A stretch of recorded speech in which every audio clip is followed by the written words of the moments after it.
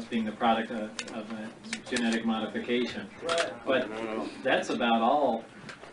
That's about all that I know. The repercussions, the big story, all that, all that I really have no idea about. Well, I meant, like you mentioned the date when they were supposed to return. Is something supposed to happen when they return?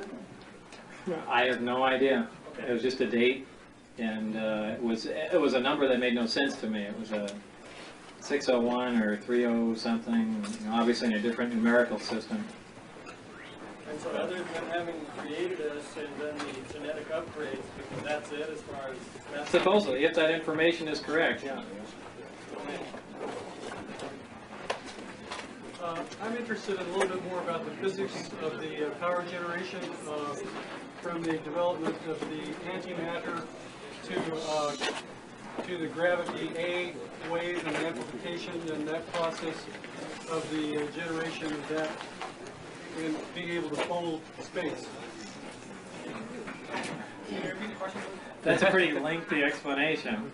In other words, the relationship between the development of antimatter and the gravitational force field. Well, I can give you, I guess, a brief overview of essentially how that works. If you want an in-depth description of that, you can give me your address and I can send you a paper on it. Okay. Essentially, what the reactor does is provide electrical power and the base gravity wave to amplify, and it does that by interacting matter and antimatter, essentially. The way it does that is injecting an accelerated proton into a piece of 115 that spontaneously generates antihydrogen, essentially. That's reacted in a small area. It's a compressed gas, probably a compressed atmospheric gas, and the antimatter reacting with matter produces the energy, mainly heat energy, and that is converted into electrical energy by a thermionic generator that appeared to be 100% efficient, which is a difficult concept to believe anyway. Also, the reactor has two functions. That's one of them. The other function is it provides the basic gravity wave that's amplified, and that appears at the upper sphere of the amplifier itself, and that's tapped off with a waveguide similar to microwaves, and is amplified and focused, essentially. So how is the electrical energy related to the amplification of the gravitational A wave energy? The electrical energy is transmitted essentially without wires, and I related it to almost a Tesla setup. It seemed like each subcomponent on the craft was attuned to the frequency that the reactor was operating at. So essentially the amplifiers themselves receive the electrical energy like a Tesla coil transmits power to a fluorescent tube. What was the rest of the question? Yeah, in other words, what is the relationship between, I think you basically answered it. Yeah, that's how the amplifiers receive the power through the waveguide to receive the basic wave. It's very, very similar to a microwave amplifier. And, for more technical description, I can send you drawings or things along those lines, but that's basically how it works. I understand you took some 115 home with you to do some testing on your own. I obtained it, yeah. Did you document any of your testing? Yeah. You did? Yeah, the video, mostly videotape and things like that. John said it was stolen from you later. Last night he said. They stole it back. Stole it back, he said? Well, there's another level to that, but like I said, right now it's in private hands. Okay. Element 115, John said last night that a wedge that's about 2 inches in length will run the ship up to 30 years. How does that go in light years? How long would that be?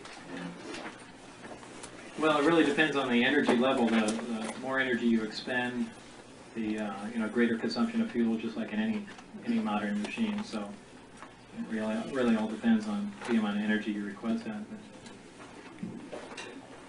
What is Dr. Keller's relationship to S4? Do you think he might be working on antimatter weaponry? I don't know, but he was certainly, I forgot what his exact title was. He was chief consultant or something along those lines. And as far as antimatter weaponry, I don't think anyone was involved in that. There was certainly some beam weapon work, and you know, Teller's been involved with that. I think his last project at Livermore, Los Alamos was, I think he called it Super Excalibur, and that was essentially a nuclear bomb detonated in orbit and fiber optic light guides that directed X-rays to incoming warheads. And that's his pet project. He loves that thing, so I don't think he jumped to antimatter weapons.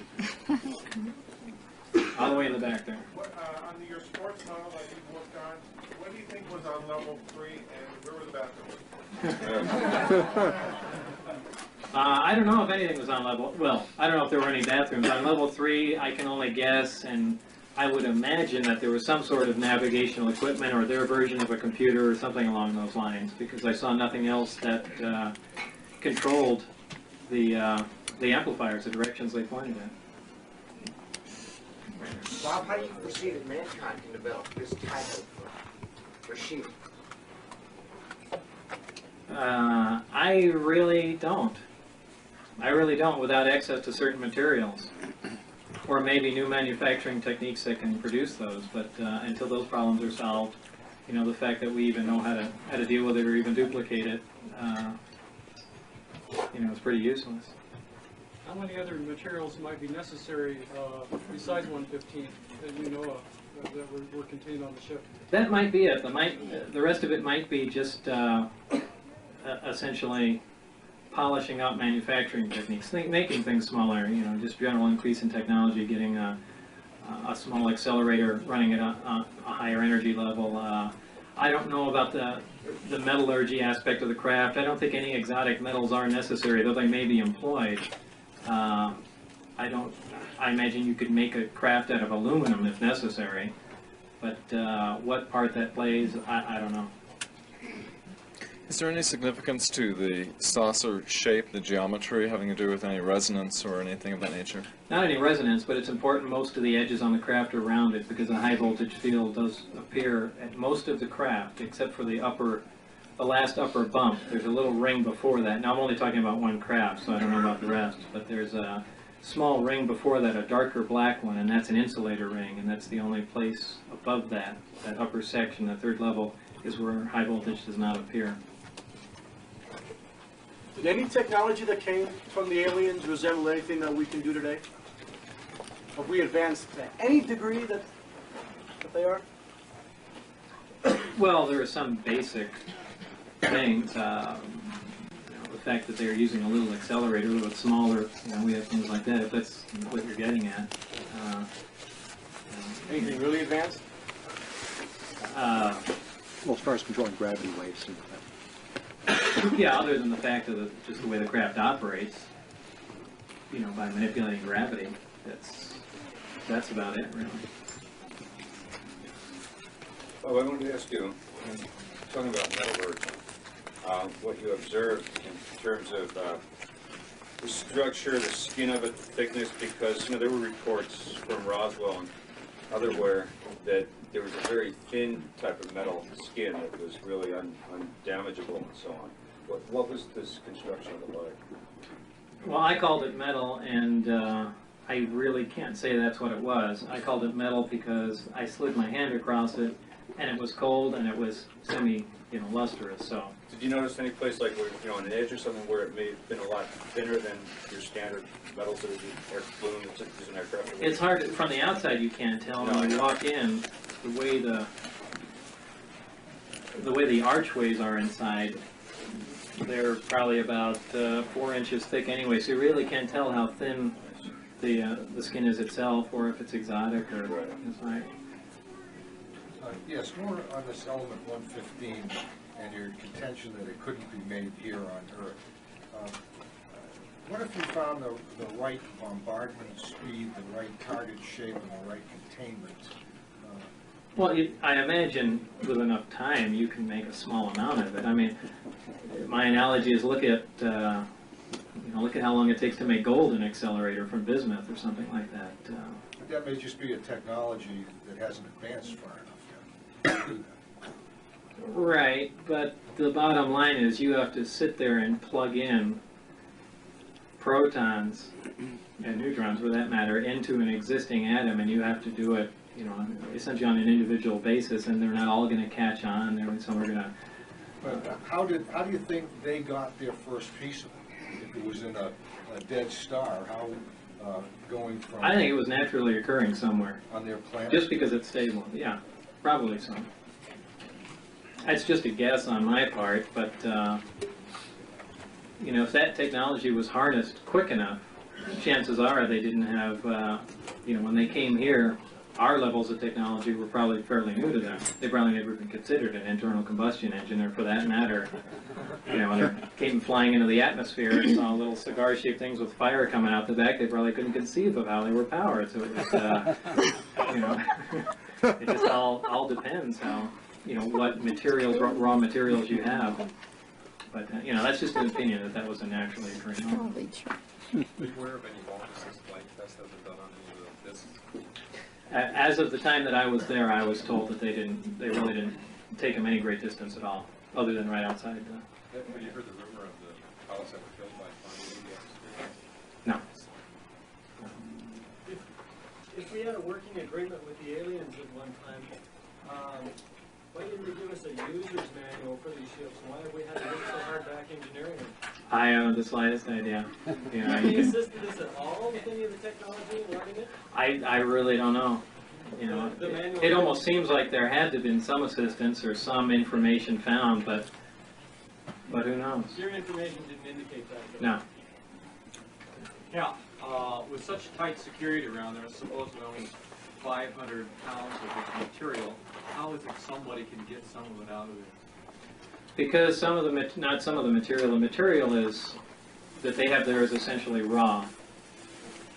The material is, it has to be machined into discs. These discs have to be stacked up and then cut into a cone shape and then sliced along the long axis of it. That work is done at Los Alamos.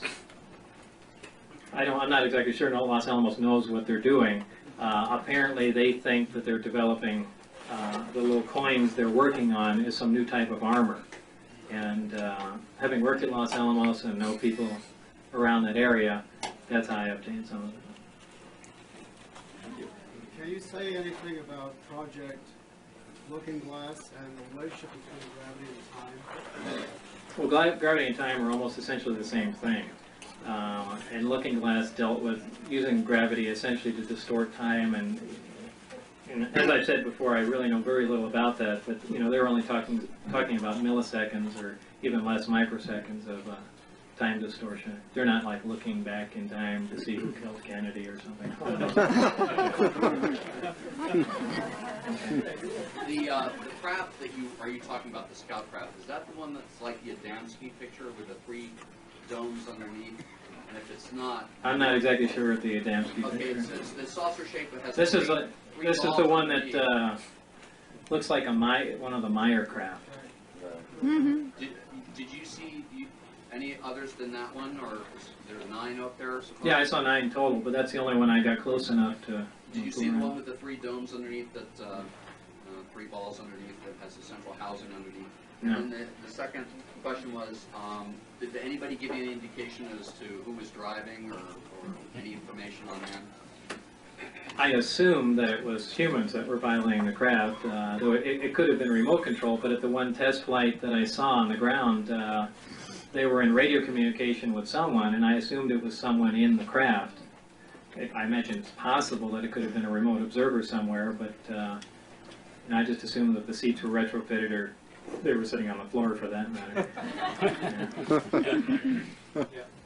Are you familiar with, I have a couple aspects of the question. Are you familiar with Howard Menger's Electrocraft and Otis Carr's saucer design? And how are their devices, how do they generate their gravity fields and compared with what you've described? And lastly, can you speculate how why the commercialization of some of these crafts hasn't been possible with so many different patents applied for these kinds of design crafts? Because they don't work. Are there any G forces encountered by the pilots inside the craft? I don't know. No.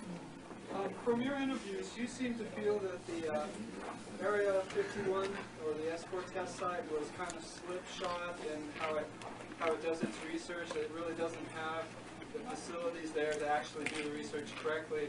And also, I wondered, could you comment about that? And also, I'm wondering what you could tell us about the other types of ships you saw there that you felt were alien in origin.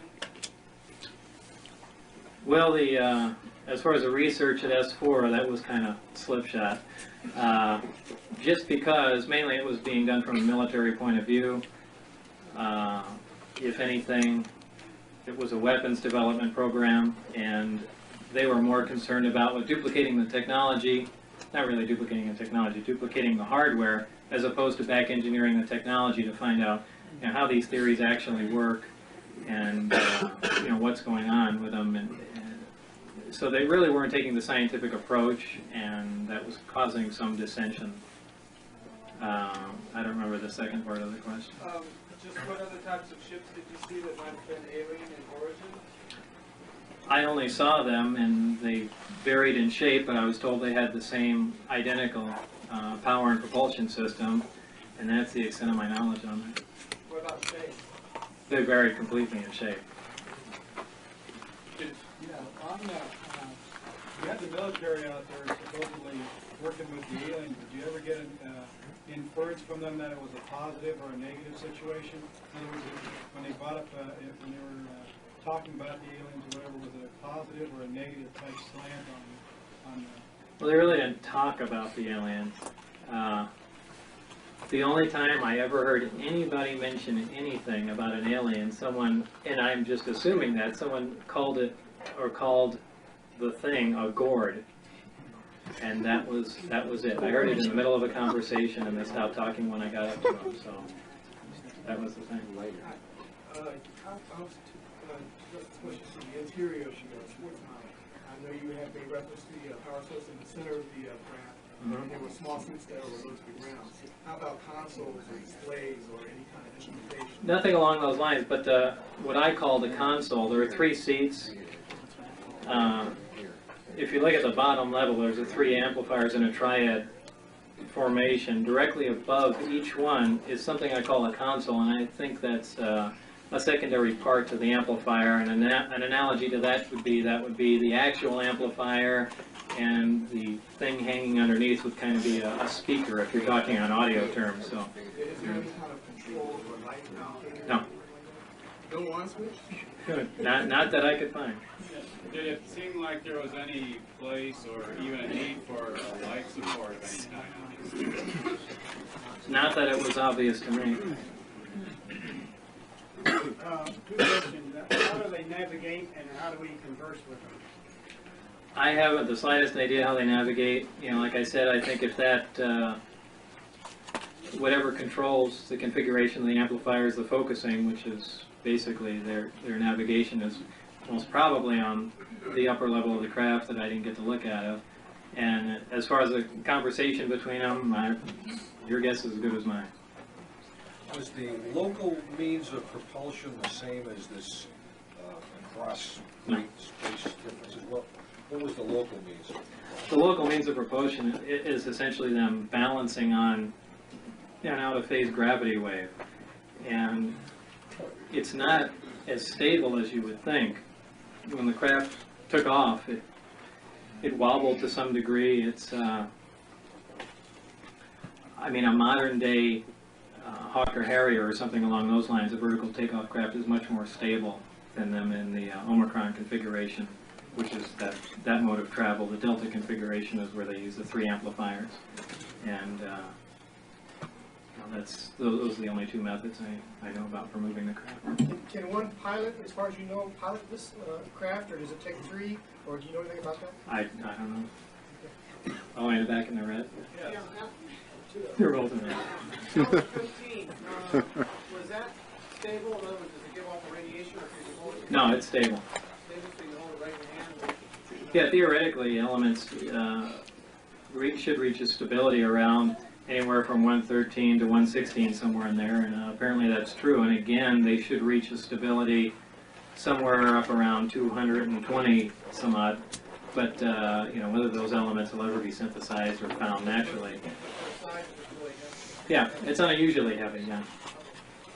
I want to know what you think of monuments of Mars, and do you think we have bases also?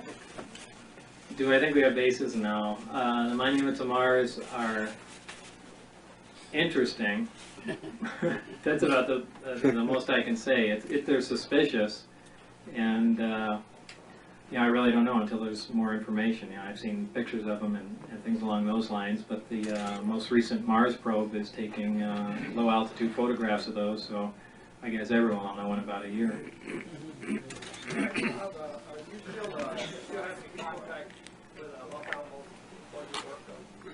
Indirectly, yeah.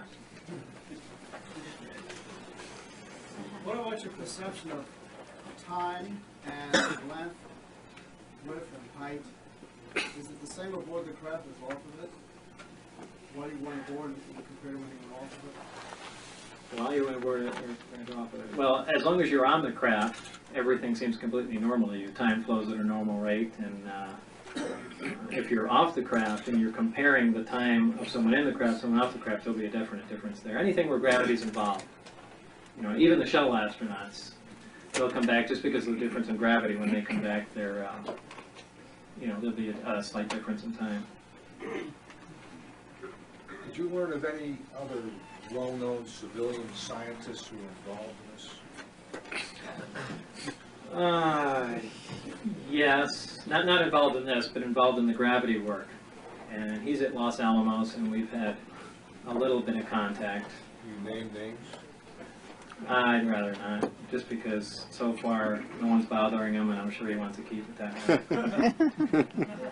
You said that the skin on the craft would become transparent.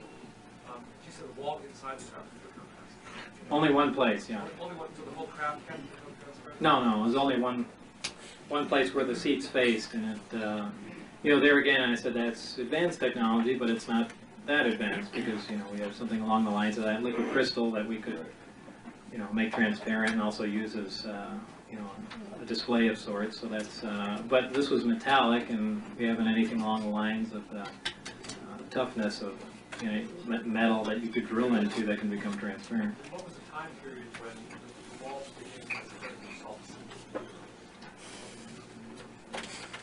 Probably about 30 seconds or so. We have two related questions. Are you aware of any instances where the inside of an alien craft is much larger than its apparent outside? No, I've heard stories like that though, but I haven't. If I can just follow that up. The strong force that you've identified with gravity A, I know there's been some recent theories that propose actually an 11-dimensional universe with 7 of them rolled up. I'm not buying that. Does it operate on any principle related to that? Yeah, my main problem with that, and Stephen Hawking for that matter, is that once you start creating other dimensions, it's like an excuse. I mean, in particle physics, they do that too. When they can't figure out something, they say, well, you know, we don't know what gravity is. Well, it's caused by the graviton. Yeah, they make up particles like that. You know, and you can do that with dimensions too. Well, where'd it go? I went into another dimension. Yeah, it's like an excuse. The bottom line is, you know, as everyone has said, every physicist has said, the answer to everything is always simple. And there's not an 11-dimensional universe. It does. First of all, there doesn't need to be, because all this technology works, you know, one-dimensional, essentially a 4-dimensional universe, and you know, there's no need for it. Yes, questions, please. You said in your video tape that you work from Las Vegas to Green Lake, is that right? Yeah. How did you get from Green Lake down? In a bus. Specifically on the other side of Groom Lake, on the east side of Groom Lake, are you familiar with that? On the east side of Groom Lake. Across the lake? Yes. No, I've never been over there. Did you get anything of the work that was done on the west side of Groom Lake? No. Bob, getting back to his question about if there is any difference between being on the inside of a craft while it's under power versus being on the outside of a craft. Of course, you wouldn't have experienced that because you were never on the craft when it was powered, right? Under power. Well, by the fact that the screen became transparent and other things were operational, I can assume that it was there was some power generated. So I see. So, Okay. Huh. Bob, how long were you a part of the S4 project, and how key of a person were you on the science team that studied these vehicles? I was probably there only 6 months, 4 months, something like that. It's hard to remember. And as far as the key person, I'm sure I was the last rung on the ladder. Though, because no one had really gotten anywhere, you know, they were looking to me for fresh ideas, which I really didn't have anything because I didn't know what, you know, really was going on or where they had been. So it was a very disorganized group, and that's really all I can relay. I don't know how else to describe it. It was frustrating in that regard. Very frustrating. Element 115, does it have emission lines? Does it have emission lines? Spectral. Well, I mentioned it does. Every other element does, yeah. That you know of? That, well, no, I haven't seen, you know, any spectrographic analysis on it, or, well, actually, they did do it. I don't know if I saw it, though. I saw a neutron bombardment test and density measurements and things like that, but I'm sure they carried out that test on it, but I wouldn't be able to identify the lines, no. You're not aware of the results? You know, they probably showed them to me, but I can't, for the life of me, remember after 4 years. Is that occurring? Would you expect to see it in the stars? Possibly in heavier stars or in, you know, planets that surround a larger star system. And in fact, some people brought up that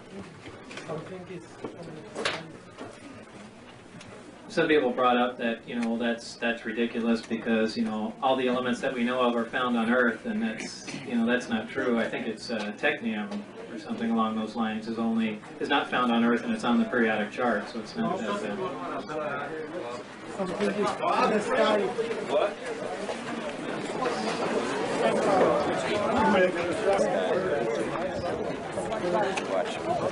Hello, Dad. Doug, and they mapped it out in the south of France. They looked back and looked, and it has to fall where the natural belt of uranium is there. And I was wondering if, you know, you had anything that would lead you from what you saw with that propulsion system to think that aliens may have come here at one time to do that. I don't know. I mean, no matter what, uranium is certainly a valuable, right, you know, element. I don't know. Did you get to see any aliens at all? No. Back when you talked about low-level flight, you were talking about a wobble. Mm-hmm. Have you ever seen Billy Meyer movies? Something similar to that? The Billy Meyer movies. Of the disc wobbling? Films. Films of Okay. this. I don't think I've ever seen any motion. Yeah, he's got some that fly around a tree, and they've got Oh, wait, I did see that. Yeah, I did see that. And then there's some other hovering ones where they wobble. You know what's strange about the Billy Meyer photographs? That the discs, that one of the ones he took a picture of, looks exactly like the one that I looked on, but yeah, I'm certainly not an expert in the field, but some of those look unbelievably fake. And I can't, especially the thing with it flying around the tree, I mean, boy, it looks like it's hanging from a string. You know, but why would he do that if he had some authentic pictures and, you know, I don't know. I have mixed feelings about that. How do you feel about, or do you have an opinion of this conflict that allegedly happened between Grays and the Delta Force in, what was it, 89 or whatever? Have you heard anything about that? I really don't really have an opinion. I just, you know, repeat it. You think it really took place? Boy, I don't know. Any weapons on these ships? Yeah, apparently there's one, but I wasn't involved in the project that dealt with it. And what's your next video going to cover?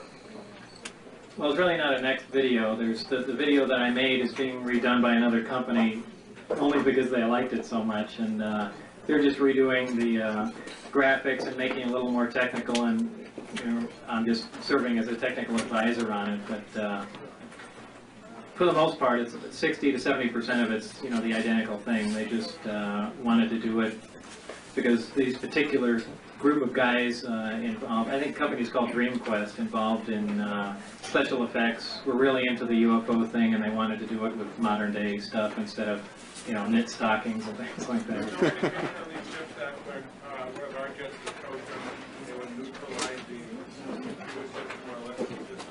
Well, it's certainly possible. You know, I don't have any information on that, but just by the EMP generated, you know, by the systems on the craft, that makes perfect sense to me. I was going to ask you, what type of weapon do they have? It's some sort of directed energy weapon, and I think it's a... Like a laser beam? Well, no, a particle weapon, probably a neutron. How many levels does that S4 have, do you know? Just one, or just below ground? Or? There might be two, but I know there's one, because obviously I was on one, but I can't actually remember if there was any direct mention from there of there being a lower level.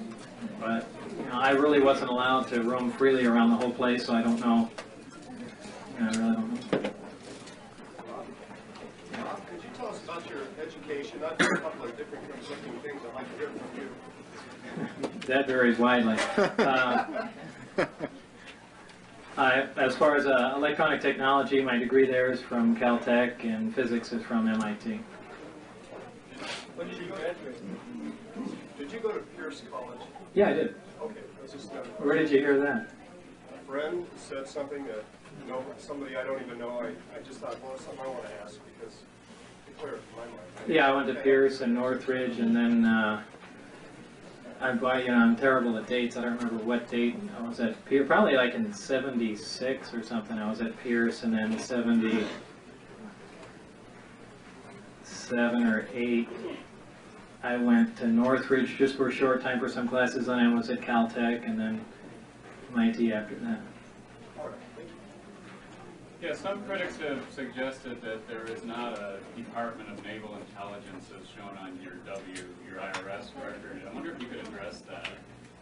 Yeah, I've heard people say that before, but the bottom line is if you, and I've let other people check into that. Bob Exler is a guy that managed to trace that down through the IRS, and if you write the zip code number on the bottom of it, or NC-101 or something like that, or NC something, anyway, it gets to somewhere in the Navy. You know, as far as if there's a department of there, I don't know, but you know, that's the W-2 that I got sent, so. Well, that same person was saying, though, that the zip code that was on there was someone that was in reserve, unused in Washington, some zip code. That was unused? Yeah. Well, no, he had correspondence with someone in the Navy through that address. I'm not talking about Bob Exler, I'm talking about Bill Moore. Oh, Bill Moore, I don't know, Bill Moore. I know, he's an enigma himself. Yeah, I'm I just mean, saying that was his point. I guess he disputes everything I say. He said, well, there's two different types on here and this, and I said, well, you know, I don't know.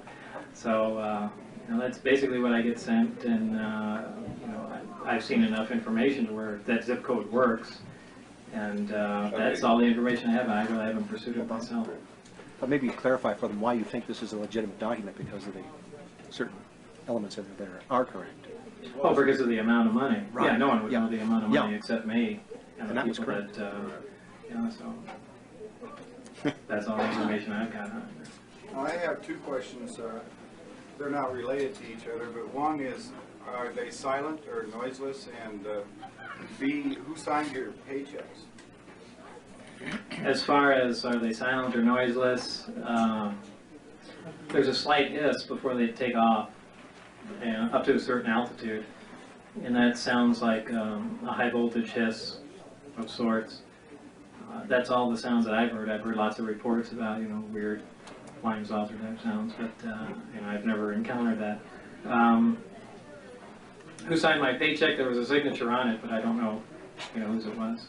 It never even, you know, at the time that I cashed the paycheck, it never even concerned me tracing anything down. So there wasn't a company name up in the corner like most paychecks?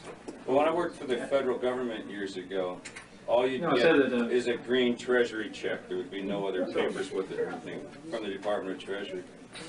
No, this said the Department of Naval Intelligence on it. On the check? Yeah, on the check. Okay. Thank you. Bob, when a craft like that comes into our atmosphere, would you expect a loud report that might be explained? Well, it's solely dependent on the velocity that it enters. So, if you're dealing with something that manipulates gravity and doesn't have to slingshot into the earth, you know, you could come in at a low speed, not heat up, not not really But encounter it's any. velocity dependent, is that so? Right. Well, yeah, if you're traveling at supersonic, then you get a report. If you're not, you don't. You know, it's pretty straightforward. When you were at S4, to your knowledge, what was the approximate percentage of civilian versus military personnel, and in what kind of job categories? The civilian personnel were scientific in nature, and the military personnel were only security. And as far as the percentage, it was a small percentage of scientific to military personnel. Are there any secretaries?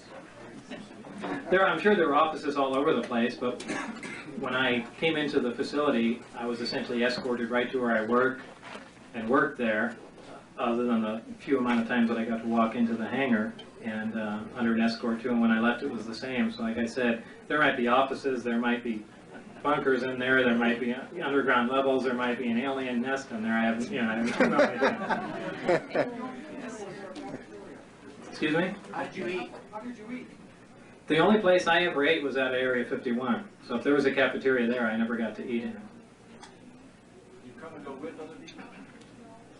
I usually came with Dennis Mariani, who was my supervisor. Now, I wasn't on a full-time swing, essentially. I flew in usually between 4 and 5 o'clock at night and left by 11. So I was only there for a short time each day.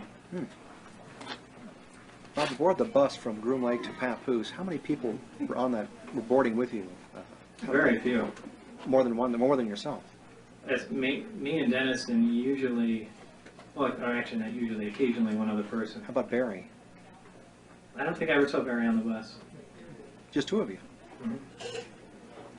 Is there a chance that any of the workers might defect? Barry would. That's why I spent some time trying to get a hold of him, and there was actually some time after all this hit the news and the whole thing went down, we got a call from Dennis, my supervisor, and he arranged a meeting at the Union Plaza Hotel.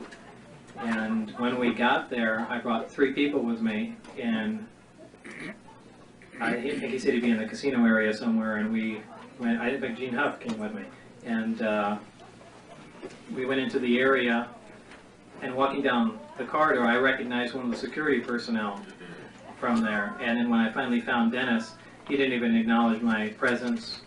We couldn't get his attention, and I left. So apparently, someone had known of the conversation and sent someone down there and made themselves obvious to Dennis, or something happened, and we left. But I think that was where Dennis really wanted to say something. I understand that you used hypnotic regression to get at some of the details of your experience. If so, what is your impression of hypnotic regression as a tool? It's probably reasonable because there are specifics. They contend that you can sit there and reread a document as if you had, as if you were there reading it for the first time. And what I was mainly interested in was in some of the schematics and drawings. And I did some of the hypnosis stuff with Wayne Keck, a hypnotherapist in town, and I was certainly able to redraw a lot of the schematics and engineering drawings along those lines. And it's so as far as using it as a tool for that seems to work. For anything else, I don't know. I have two things. One's a comment, the other one's a question. First of all, when I was 12 years old, I saw a daylight flying disc, which looked exactly like one of Billy Meyer's photographs 15 years later. And this... You mean earlier? No, earlier, 15 years earlier, I saw this disc, and then Billy Meyer took a photo in 1975 with exactly the same disc that I saw. Down to the last detail, it's the same. And then you said that the sport model looked a lot like the same photo in an interview with George Knapp. And I thought that was really interesting because it kind of tied it all together for me. And then I just wanted to make that comment. And then the question I had was, what was the year of your graduation from MIT, and did you get a PhD? No, it's a master's degree.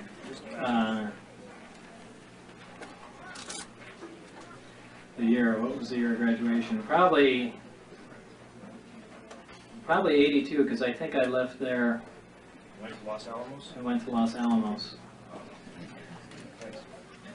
Is there some, can you talk about the mind control that some people have said was used on you when you decided to leave, and also the threats? What mind control would that be?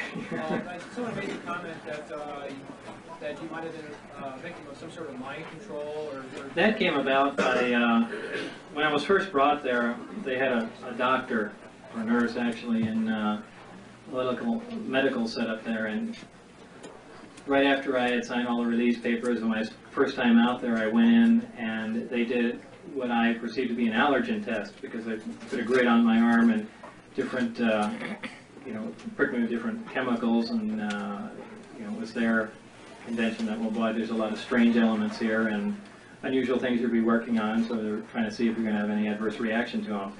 And I was given something to drink. I said it smelled like pine, which it did. That's the best way I can describe it. And a lot of people jumped on that, saying, aha, well, that's the mind control substance. When you leave work, you're going to forget everything. When you come back, you're going to remember everything. But I think if anything, it was an anti-allergen drug or something along those lines. how about the threats? What kind of threats being used? Yeah, there's plenty of threats. Well, I mean, can you use something like bodily harm, or loss of pension, or what kind of stuff? Well, the loss of pension and jail time, that was part of signing the paperwork. As far as bodily harm, after they caught us, the time I brought out John Lear and a couple other people up there, then they threatened me, and they really didn't get much reaction out of that. Then they threatened my wife at the time, and they really threw out everything they could, without physically, attacking me.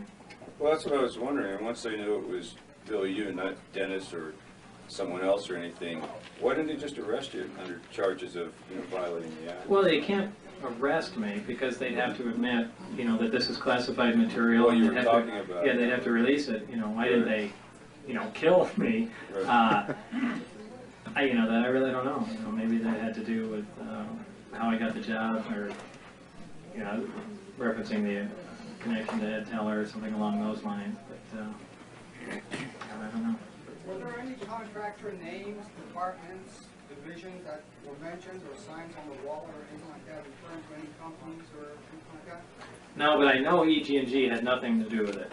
That's the only light I can shed on that, because I had mentioned that to him once, because that's where I was interviewed, at the EG&G building, and I thought that it was part of an EG&G project, and I think it was Dennis who said that, we don't let those people, anywhere near this place, or any, they were just a sore thumb to them. Well, as one way of getting this information out, and at the same time to have the government stop harassing you, did you ever consider bringing them to court? Suing what them, charge? well, threatening you and your family, harassing you, and as a result of that, forcing them to... With what evidence would I do that? I mean, it's hard enough to prove it to, the layman in general, but taking it to court, it's impossible. And there's, there's plenty of people that don't believe me anyway. So you never sought out legal counsel with regard to any of this? Well, a little, yeah, initially. And, the bottom line is, the attorney said there is absolutely nothing to go on. It's a total waste of time. And, if anything, it's going to be a public forum to discredit me in some manner. So, why even go through with it? What about class action and ACLU and that sort of thing? But still, you need, some sort of evidence that this happened. If I pulled out a piece of 115 and said, here, well, what does that have to do with anything, And there's nothing that... and what did they do to violate my rights that I didn't agree to at the beginning? Right. So they really had their bases covered. It's pretty dirty what they did to you in Las Vegas there in 1990 in the summer. That was pretty dirty. What was that? They took you to court. Well, yeah, that was my own fault. So you've been through your counseling. Yeah. By saying that, right? How would someone get a piece of paper explaining the physical properties used in this mode of transportation? The physical properties, I you mean? I mean the formulas used in the gravity. You're being watched currently. Do you have any interaction with It's strange you should mention that. There's been nothing for probably these 4 years or 3 years, whatever it's been, but the other day, one of my phone lines has not been working, and the other one was breaking up, so I called Centel down, and they checked the house out and said there's nothing in the wiring here, and they called me down from Charleston Boulevard from the telephone pole, and they said my individual line was cut, and that the other wires were stripped and twist tied together. So, of course, me being paranoid thinks, well, someone tapped in there, but I really can't think of another excuse as me being, just my single lines being played with. But that's what he said, and they filed a report on that, so that's one form of documentation. You say your records at Caltech and MIT have somehow disappeared? And Los Alamos and probably everywhere else. Is there any way you could reconstruct your coursework and your professors? Oh, sure. I've got people that that I went to school with, and George Knapp has spoken to some of them, and he even flew with me up to Los Alamos and spoke to my colleagues there, and it's just. Could you reveal some of your professors at MIT and Caltech? Yeah, if you want. I don't have a list of them here. Dr. Duxler, I think, was one of them, and Hochsfield was another. Hochsfield? Hochsfield. Hochsfield or something along those lines. They remember you? Oh yeah, Hochsfield I know well. These were at MIT or Caltech? Hochsfield was at MIT. Duxler was at Caltech. Yeah, who's Barry? Barry's a guy I worked with. He essentially worked on the buddy system there, and someone you have ideas to bounce off of, and Barry Castillo or Castillo. Was he there before you, or? Yeah, a long time. Still there, or? Probably still there. Did you get any information from him? Well, he essentially taught me everything that they had done up to date. In the course of your work, did they ever mention any other facilities, installations around the country where associated work was being done? No, they did mention, though, that this was the place that all of this stuff was brought to, and it was really purposely condensed here to keep an eye on everything and to have immediate access to everything that dealt with this, the alien technology. Regarding the craft, the alien craft, were there any test personnel that crashed them, and if so, do you know about what the causes were? I didn't read about any crashes during tests at all. Though you'd think that there would be some, but I didn't. When you were at Caltech, were you affiliated with any of the student houses? No. When I first heard of S4, it reminded me a lot of disk testing that I've heard of that goes on in Australia at Pine Gap. And I was wondering if you know anything about Pine Gap. Did you read anything about Pine Gap that you could tell us about? I really don't keep abreast of the UFO information. As far as officially, I never read anything. I've heard the name Pine Gap mentioned, but I haven't heard anything about that. Has anybody ever approached you with a screenplay offer? Oh, God, yeah. Constantly. Constantly? You ever consider that? Yeah. The main problem, Columbia Pictures last year really wanted to do it, and they said we're making a screenplay, and my only problem is that if you guys are going to make a movie, it has to be exactly what happened and not the Hollywood version. I don't want to see Steven Seagal in it or anything.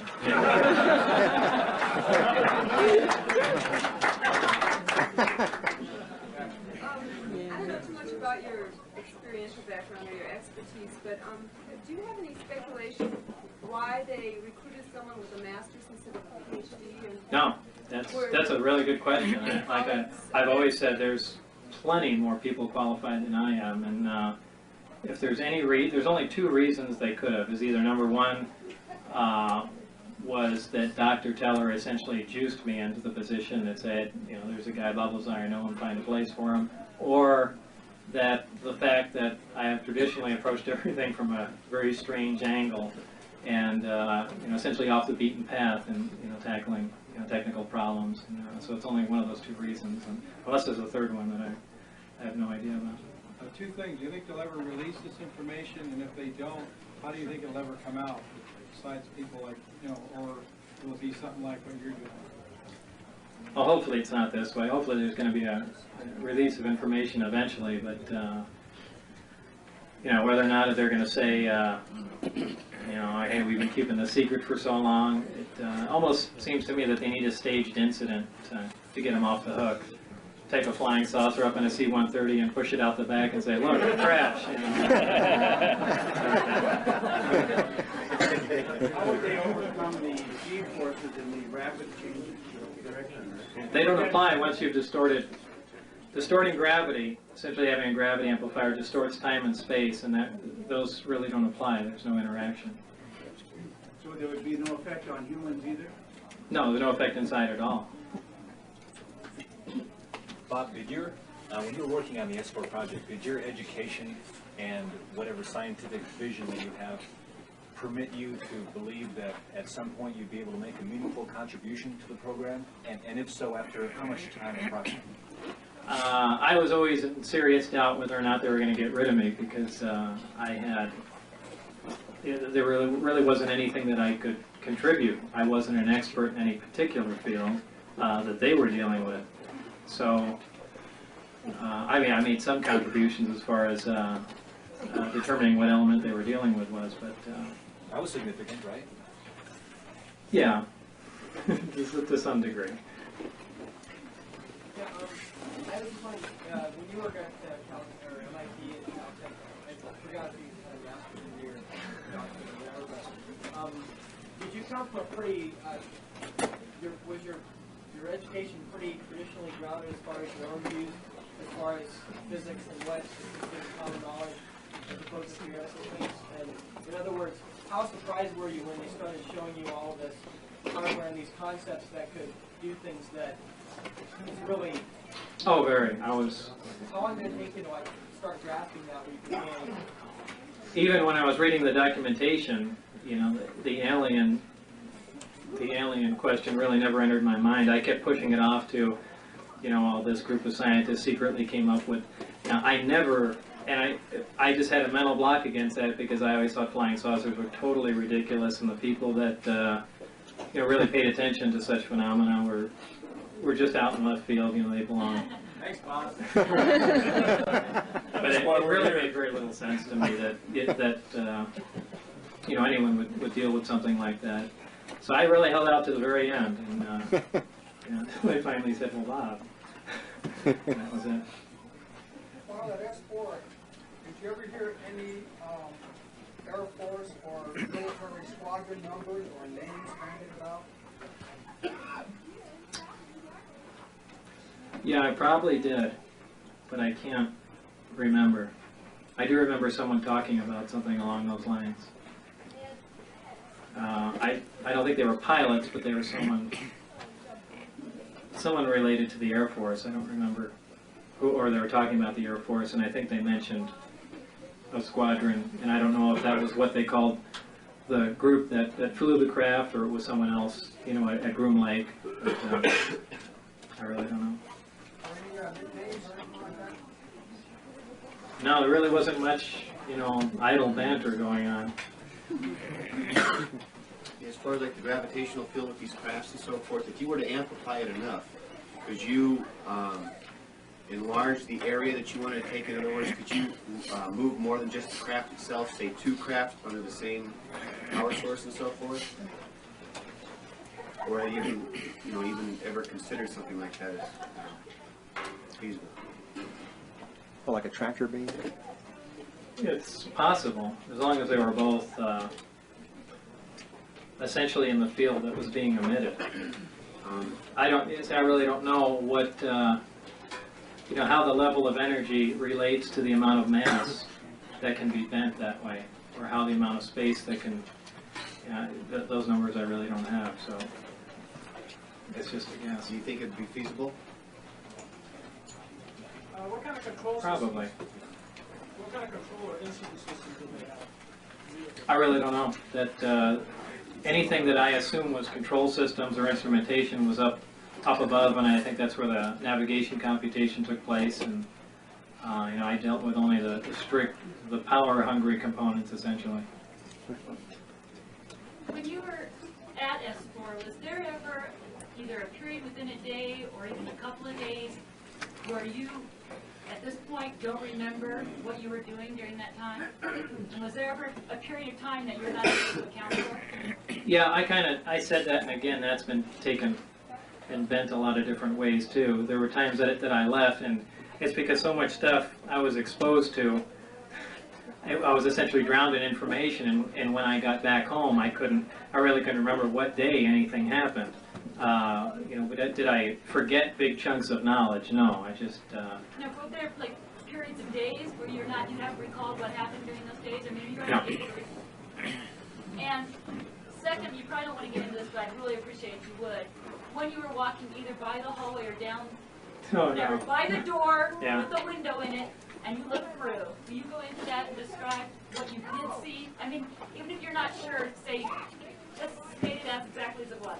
Well, this has to be taken in the right context too. First of all, being surrounded by the, flying saucers, knowing that the alien thing exists and all this technology. When I was walking down a hall to the, I don't remember where I was going anymore, but the different doors to the hangars are small 9-inch square windows with wire mesh running through them, and I looked in one as I walked by and was told to keep my head forward, and I saw the backs of two guys, and they were talking to a child, or I thought it was a small child, and of course when I told that to John, Larry said that was an alien, there's no doubt.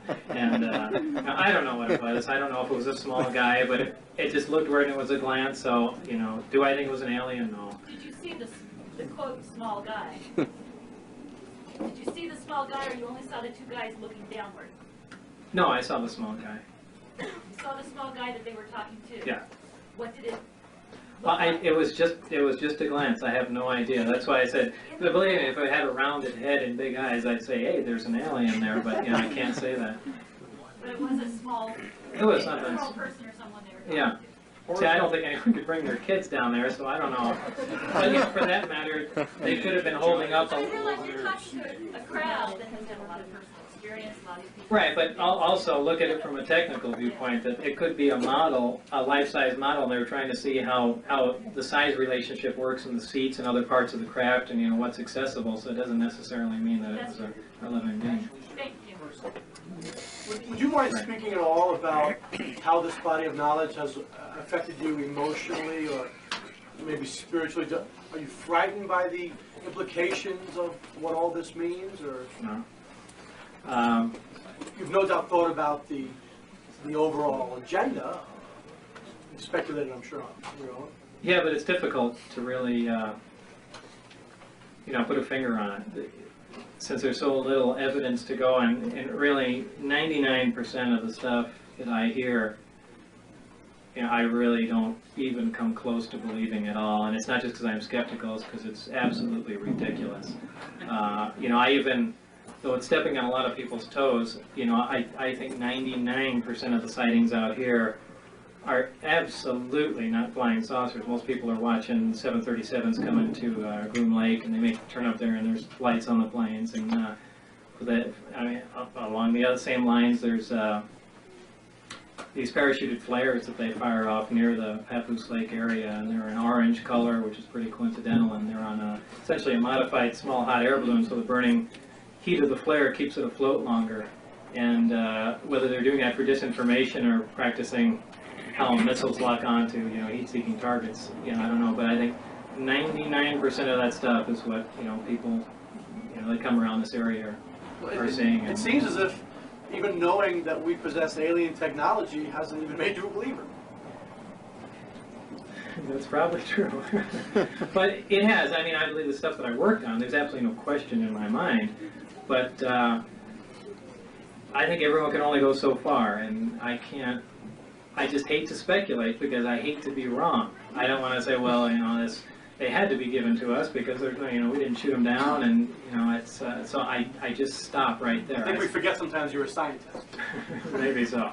I stop with what I'm pretty sure with, and that's it. What is your synopsis in a nutshell? Based upon what you saw and what you experienced. Well, I can't. Like I said, I stopped before that. I have lots of possible ideas in my mind, but based only on what your experience was, only on what you saw, what is your synopsis? My synopsis of what I know to be true, yes, that the government is holding 9 alien spacecraft that are propelled by a modified gravity generator. The work is being conducted 15 miles south of Groom Lake, at that isolated area only, designated as S4, that at least one of those crafts operate, and that's about it. Okay, thank you. Bob, did you ever see the... No, none at all. Did you ever see the word S4 written anywhere? The letters S4?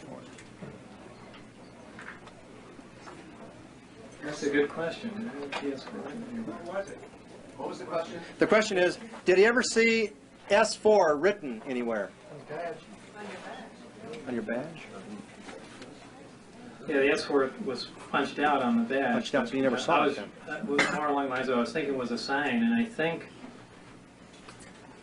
because it's hard to see, I think near, when you approach the Papoose mountain range, that there is a sign that designates it as S4, but if I'm pretty sure I saw a sign there because I can only see out the front window when I'm going through there, and I'm really not sure what it said, but since most other signs designated it's an area or tech area or something along those lines, that might have been S4 if that's what you're referring to. So you just heard it orally, S4 orally, and that's how you know to designate that. Well, yeah, and as someone else mentioned on the badge, it was star punched out there. But as far as an actual sign to the area, I didn't see it in any other writing. So did you ever see it on the badge? Since it was punched out, you wouldn't see it. Well, it really says it directly above it. I mean, the star punch. Oh, so how was it written? S4? S-4. Oh, a dash. There is a hyphen in there? Yeah. Oh. Because Bill Moore's making a big thing. I says, how do you write it? He's talking to George Knapp, trying to debunk the whole thing. How do you write S4? Does that make a difference? Right. Well, that's what you call picking this. Yeah. Well, I know there's a lot of people that don't believe the story, altogether, but it's difficult. There's really a limit to what else could I possibly do, to show people what happened, other than relaying some of the information and things along those lines. What kind of work are you doing now? A variety of things. I mean, everything from I have 3 separate companies. One is deals with commercial photo processing. The other one is developing and repairing alpha radiation detectors for radiation off of plutonium, which unfortunately that's going down the tubes because they stopped the testing out here. And I do computer graphics, a lot of that, and actually music videos, believe it or not. Are you still building and racing jet cars? Well, I don't do it for money anymore. Now I just take the jet car out and run it around. But I kind of got scared when I originally started racing jet cars. There were like 25 people or something along those lines that were licensed to drive, and now there's like 7. And the guy, when I stopped racing, the guy that trained me crashed. So everyone else is dead. So I don't race anymore. Do you still have the Lamborghini? The body's sitting in the backyard. The car I take out once every couple of weeks to the dry lake and play around. 2 questions. Do you have any idea how they achieved that proton source at a steady stream in such a small reactor? It could be a radioactive element. I mean, you could use. Well, a proton source could certainly be. They could be using alpha particles for that matter, which is essentially a helium nuclei, and there's lots of elements that can do that. The other part is, in the video we saw, the badge had the letters in capital letters, MAJ, written turnover side. Was that actually on your badge? Yeah, that was really on there, and I was told Majestic was the level of clearance that was cleared for. That makes you wonder about Bill Moore's thing at the MJ12 documents and all that. Or is that actual, or considering that these guys had made posters that they're here and things like that, they could have taken Majestic and made it the name of it just as kind of a tongue-in-cheek thing, or was that actual evidence that Majestic 12 actually existed and all that? So. What about your other associates? Did their badge look identical to the one we saw? Or were Pretty much so, except Dennis's looked different, and for the most part, they had different areas punched in them. At one time, you said that you thought, you know, the scientific community should be the ones in charge, or, you know, charge the research of this and everything. What name would you put out? Who do you think would be qualified enough to head a group like that, you know, as far as being able to decipher what's going on, you know, and stuff like that? Do you have any names you could throw out? Yeah, they're friends, essentially, that I've worked with before, but I know what their expertise is As far as in. actual qualifications go and so forth like that, and do you think that the names you come up with, they get along well enough to be Well, able one to of them was Joe Benedetti, a guy that I worked with in Los Alamos, one of my colleagues, and I was trying to force his resume on them. And, you know, they did take it and look at it, and I was kind of hoping that he would be a big boon to the project, but, you know, I'd already left by the time, you know, they would have had to look at it. Concerning local sightings here, I've personally seen two at one time maneuvering, and along with a third one later, and they looked and performed exactly like your video that you took that night, the broadcast. Now, not to, I'm not attacking anyone that's had sightings, but, you know, there are a lot of, there's a lot of atmospheric phenomena that can relate to, I'm beginning to sound like Phil Class here, but, you know, but I mean, just to Those give, who live in glass houses don't. right. But I mean, just to give it a fair shake, in fact, what's that guy's name? Glenn Campbell wrote that Area 51 guide and brought up, I don't think he believes my story, but I think he brought up some very good points in there, and that a lot of that stuff can be mistaken. And if you're looking at something with the naked eye, a lot of times it can look like it jumps around and things like that, especially if you're staring at it for a long time. It all depends how it's looked at. Obviously, if it's something dramatic, if something is close, if something makes a tremendous jump, a great distance, other than a little, you know, tiny white light that looks like the head of a pin, that's a different story. You know, and if that's what you saw, then that remains unexplained. Well, that's what I'm referring to, because it was very close, both of them were very close, and they would get brighter and darker, just like your videos, sometimes almost strobe, and they were down on the ground, got bright, took off, and moved around, and my main question was that not all of the time the light was on. It seemed like when they were getting ready to take off, they'd power up, get very bright, take off, but when they were moving around, they could shut the lights completely off. Now, they can't shut them off. What happened is the craft probably pitched with the bottom towards you, and it looked like the light was off, because you can't see the light from the bottom. I see. Thanks. Two questions. One is nuts and bolts, but why do they generate light? Why do you see any light at all? Well, to just answer that one first is, that's essentially operating like a fluorescent tube. Anywhere you have, you can take a powerful radio transmitter and you take a neon tube and you bring it near it, it's going to light up just because the atoms are getting excited. And Is there certainly an oxidation surrounding air? Right, you know, the electrons go to a high energy state, they drop down and release a photon, and that's what's going on. Okay, and secondly, just to change the venue and force you to speculate, now that you had some time to think back on some things, do you want to elaborate any more on your ideas of what containers are, and why we are referred to containers as containers? I can't even guess. You know, all I can say is exactly the way it was written, and you know, because as soon as I speculate on something, you know, people are going to lean towards that way, and it's not fair. Did those documents at all describe a purpose to why these genetic manipulations were being done? No.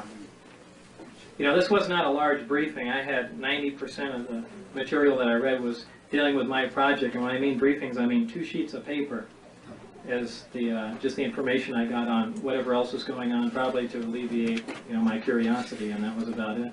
What do you know about the aurora? Is there anything about the aurora that you might attribute to? Now, the aurora I did see once on the way out there, and the only reason I say it's an aurora, the aurora is I was told it by Dennis in the bus, and it makes an unbelievably loud sound, and I think when I heard it, I said, it sounds like the sky is tearing. And from what I understand, it operates on a liquid methane powered engine. There's a lot of this information has gotten out in Aviation Week and Popular Science, and it looked, if this in fact was Aurora, it was certainly a strange aircraft. It looked like, if you know what the old X-15 looked like, a very long, slender craft with short wings on it, and a square exhaust that had little vanes in it. Is it quite large? Is it large? Large, Yes, it's quite large. It's a really overgrown thing. And there were a couple of people that came up who I described the sound to. One of them was John Andrews from the Testers Model Corporation, and they're always spying around to make the most recent models of the Stealth and things like that. And he heard the exact sound that I described. Unfortunately, he couldn't record it, but that really got him lit up. And, he probably has more information about it than I do. Yeah. Okay, quick. When you listen to some abduction reports, whether or not people believe it or not, there seems to be a common thread of people being moved by blue beams of light. Did you ever talk to anybody in your work about technology that could explain that, or is there extrapolation of the propulsion systems that you work on, principles that could explain something like that? Any of the 3 gravity amplifiers could do that, could lift something off the ground, or for that matter, compact it into the ground. That's not a problem. And because the craft, in fact, can operate on one amplifier in Omicron mode, hovering, that would leave the other 2 amplifiers free to do anything. So I imagine they could pick up cows or whatever else they want to do. But, you know, the craft that I worked on, there was absolutely no provision for anything to come in through the bottom of the craft or anything along those lines. So I don't know how, if that in fact does happen, it's in a completely different type of craft. Does a blue sound, is a blue color consistent with what you would expect? That's more consistent than the craft's glowing orange, because, you know, the interaction with the, it should, the, you know, nitrogen atmosphere glow blue. Did the ship appear to be cast a piece of metal? Not cast, well, at least more it was injection molded, because there was no sharp objects, even where the seats meet, the floors curved, the top of everything. I think the analogy I gave, it looked like it was completely made of wax and heated till it melted and then cooled down. Everything is completely, perfectly rounded, and if in fact you're talking about something that's containing a high voltage field, that's exactly what you want to have to prevent the corona discharge from spraying off. How can you focus a gravity wave on something that's so many millions and millions of miles away? Well, first of all, I don't think they focus it that far away. Like I was talking with someone else, I think these trips are made in several small jumps, because the amount of energy required to do something like that, and it's not really that, not the amount of energy, but if you're looking at 3 amplifiers that focus down to something the size of a tennis ball, that the amount of precision that's required to move the amplifier with minimal deviation out there eventually is going to exceed anyone's level of technology. So if you're doing a jump of 1,000 miles, I mean, that's tremendously impressive. If you're doing a jump, I can't see them jumping a light year, much less 30. It just doesn't seem possible.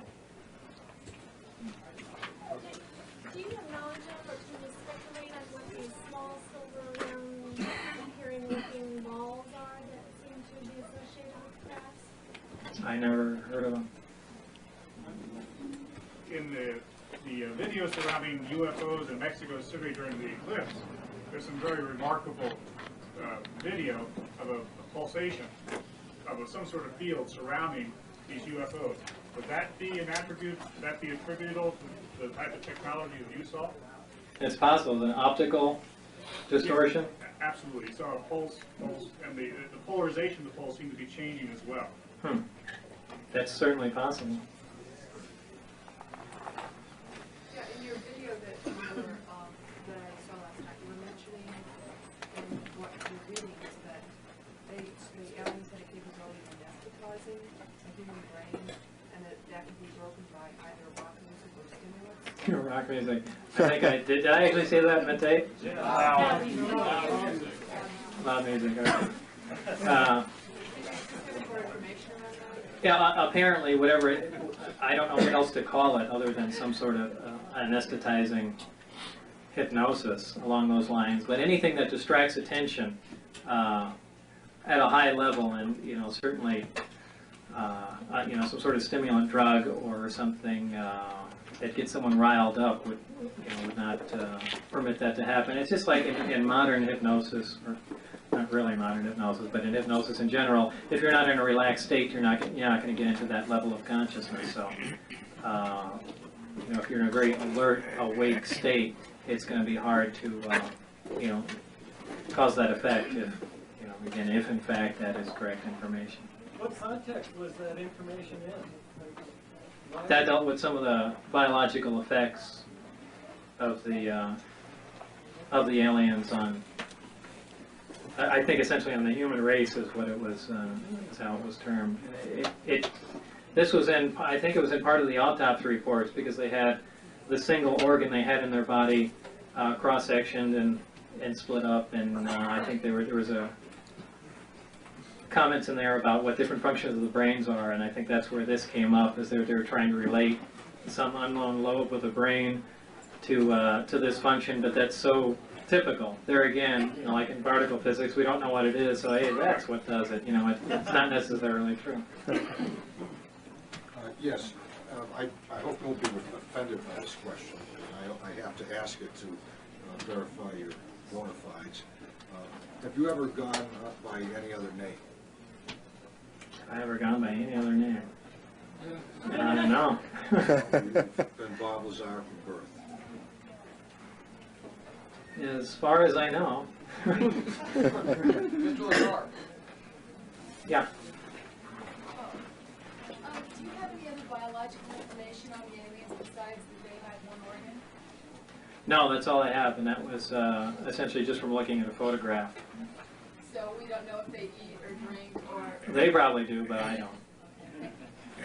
This is really just a comment because you mentioned how you feel about Billy Meyer, that whole scene, but you said that the craft that you worked on looks just like the craft that from the Billy Meyer case. One of them, yeah. However, the beings that Billy Meyer supposedly was in contact with are supposedly full-size, like average human beings. And you said that the craft you worked on had terms that a full person could not see on. But if you looked at the Billy Myers information, I think somewhere in there, maybe I've got this wrong because so much stuff has gone through my head, that the people, the large people that apparently flew that craft, did not produce the craft. They think Billy Myers said it was obtained from creatures that were 2 meters tall or 1 meter tall or something along those lines. Which craft is that? The craft that they...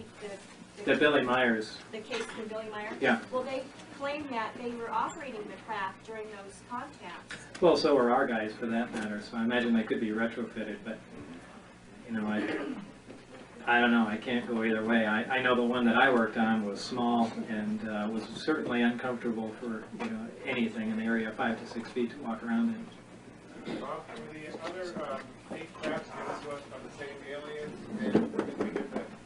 I don't know, that's information that, you know, wasn't given to me. But I think as I said on my tape in an interview somewhere, one of them absolutely had a projectile hole through it. And the only thing, I don't believe it was shot down, this is a personal belief, but more along the lines, I believe it was stood up on its side just to see, you know, how the metal would react to a high-speed projectile going through it. You were there for what, 4 to 6 months? Yeah.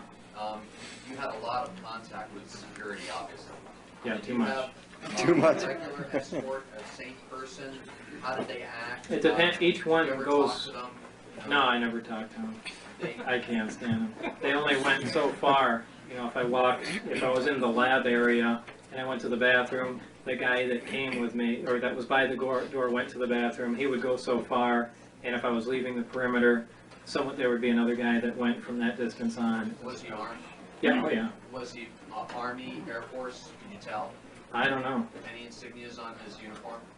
No, he might have been, like I said, they had a dark blue uniform, most of the guys there, except a few of the people outside had that desert camo. Headgear, beret, cap? No, they didn't have any hats on. There wasn't any insignia or anything on them, they just had the pistol and that was it? Boy, there might have been, but you know, at the time I probably didn't pay much attention to it. I was trying to put the guy out of my mind, not study They it. never wanted to talk to you. Did they all seem like a stern Delta Force type, or were they like... Oh, yeah. Yeah, they weren't the least bit interested in what was going on. And, what they've been briefed on, I have no idea, but to them it seemed like we were a nuisance.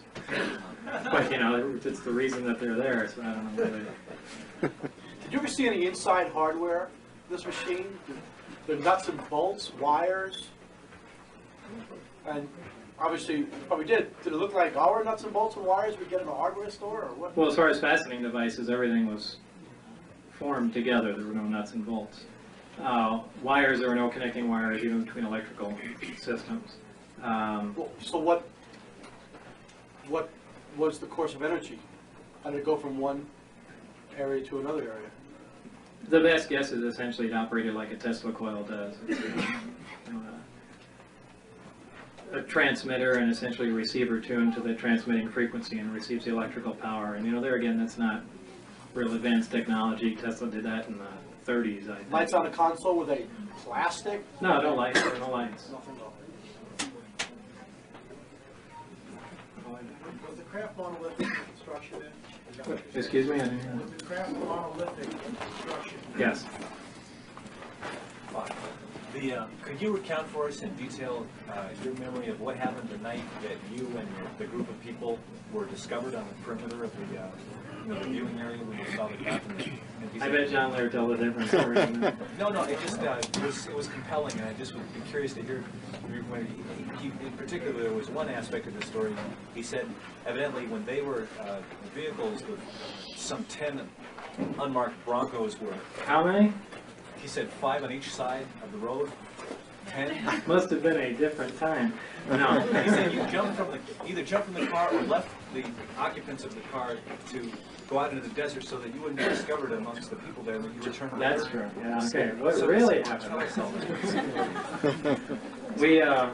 We drove out. Well, I mean, John Lear's a nice guy, and I like him, but he does have a tendency to add about 15% color to stories, and if a story goes through them twice, it's 30%.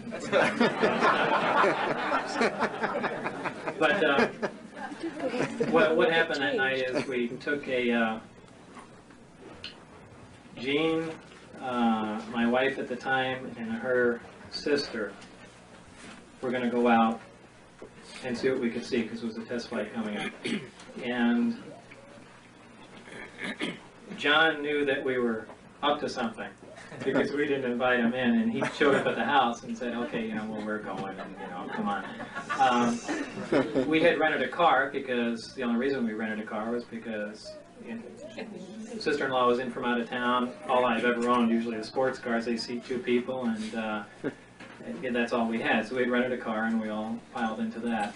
And we drove out there. I don't remember what time we got there at, but it got dark. We waited right till dusk to drive up the road. And we got probably about 7 miles in, I think. And we were very careful not to hit the brakes because we didn't want the lights going on, because we knew there, by watching up on the road beforehand, we knew there were security guys running around just looking. Is the mailbox road? No, I've never been on Mailbox Road.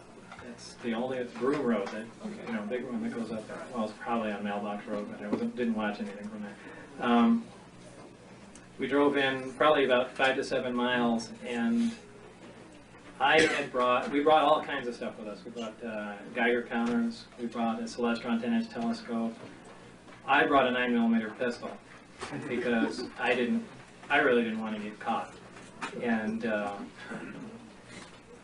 we came up there, and as we stopped the car, my sister-in-law was driving. She stepped on the brakes. And so we stopped right there and just waited. We didn't see any reaction.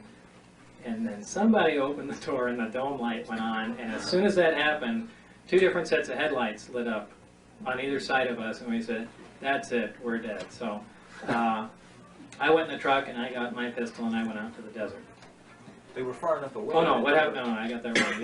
We hopped in the car and then started really hauling ass back to the exit. Thinking if we could get to the road in time, we're out of their jurisdiction, there's no problem. Yeah. So we got about halfway out there, and I think there were 3 vehicles maximum.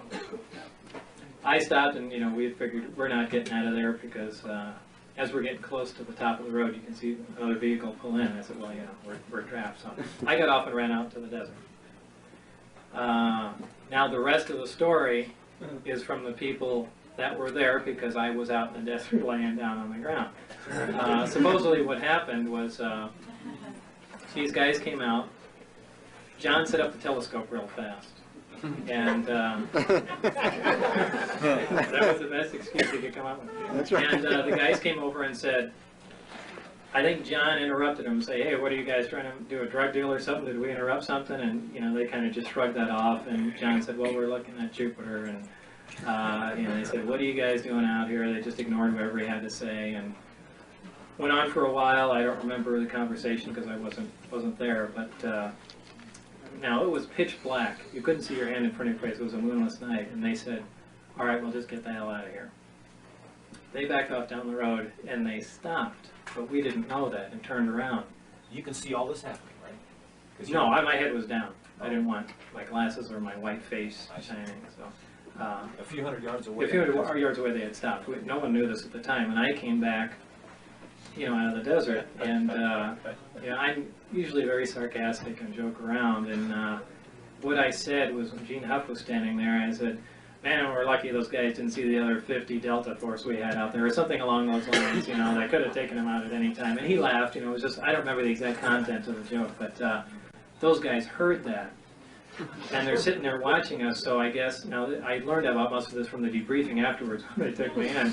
So the guys that were there were on top of the truck or Jeep they had, and they went to arms because they thought there were guys standing out there. So they had us all under gunpoint. We didn't know what was going on. And we're sitting there talking about everything that had happened, flying saucers and all that stuff, sitting on the bumper, and we're just looking off down the road. And we see a little green light drop on the ground and roll around, and it was a night vision scope. And someone picks it up and it disappears, and you know, we all said, well, let's get the hell out of here. What's that? What happened? It's that one of the guards had dropped a night vision scope, and it rolled on the ground, and we could see the little green image rolling around, and you see it pick up and, you know, and disappear. And it was only like from here to the, you know, the netting over there. That was the distance because it was completely dark. Wow. And so we got scared, and, you know, as soon as we got in the car, we all agreed, they're right there, you know, and they heard everything. So we took off, and we got to the, you know, top of the road, and the Lincoln County Sheriff was there. And that was another major hassle. So he wanted to search the car. We wouldn't let him, and he was in radio contact with the base or these guys out there, and they said, where did the extra guy come from? And, you know, that completely confused him because they had never, I guess they had never seen me come up or something like that. They thought I was another guy that walked around, however. Anyway, the big problem was that there was another guy, and I think legally they can only hold you there for an hour, and we were there for like 59 minutes, and he said, you know, okay, go, but, you know, he really wanted to search. Well, I got to backtrack a bit. John Layer made the colossal mistake. We were under just minimal suspicion at the time, and he asked for everyone's ID. And in the trunk, we had everything, the Geiger counters and all that stuff, and, you know, the people that didn't want to show their ID said, well, we don't have it, we left it at home, and the other ones that did, you know, took it out. And John said, wait, mine's in the trunk, and he opens the trunk, and there's all the stuff laying there, and that's when the cop decided to keep us for a long time. We've always hassled John about that forever. And he said, so you guys are out here with a Geiger counter, a telescope, and all this other hardware, sound equipment, and video stuff, and you're just out, you know, just out walking around? And, you know, we all said, yeah, and, you know, so that's when he kept us. And that's really what happened that day. And the following day, it was a work day for me, but I was taken into debriefing and yelled at for a long time. Never allowed to return to the S4 after that time. Right. Well, that was kind of a turning point. Were you fired then? Were you officially fired? No, I was never fired. See, at the time, they were going to pull my clearance before that. So I don't know if that was ever clear. The main reason was for me not progressing any further there was they halted my clearance because at the time I had, my phone was being tapped, and I allowed that. I signed the, you know, the order to do that. And I'm going through my background, and you know, at the time I, you know, didn't tell my wife what was going on until later, and you know, as things progressed. But she was having an affair with somebody on the phone line, and it was her flight instructor that I was paying for flying lessons. But as this was going on, just like in, you know, the astronaut program, not only do you have to have, you know, security as far as no connection to foreign governments or things like that, but as far as your family life, it has to be stable because they don't want any, you know, loose cannons running around. So this was going on. I had no knowledge of it, and they said, well, you know, we're going to what they were going to do is not say anything to me and wait until one way or another the situation resolved itself. Either, you know, my wife took off or, you know, came to an end or whatever. So when I was in debriefing essentially that day, you know, this is when they really started attacking me and hassling me, and that's when they took out the phone transcripts and, you know, hey, by the way, Bob, your wife's fucking somebody, and that was the last time I went back. So that was a real fun time. Rather profound meeting. Yeah. A variety of ways. So that was... just pretty bowled over. Yeah. Did you see stuff out at S4 that you chose not to talk about? Did I see stuff at S4? Yeah, is there more going on that basically you decided not to? Yeah, but not that really changes anything.